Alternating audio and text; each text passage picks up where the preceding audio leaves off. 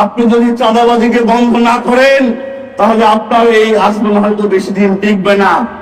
যেই কারণে হাসিনা টেকেনি, আপনিও হয়তো এই মস্তক আপনাকে ছেড়ে দিতে হবে। আমরা চাই সুন্দর সমৃদ্ধশালী একটি বাংলাদেশ। আপনি কি জানেন তাকে চাঁদার মাধ্যমে কি ঘটে?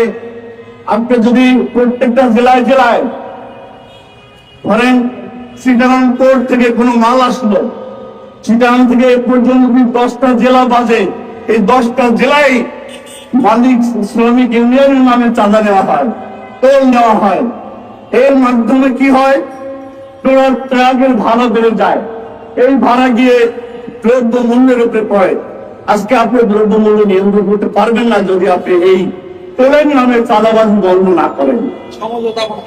এই সমঝোতা, এইটা একটা চাঁদাবাজি।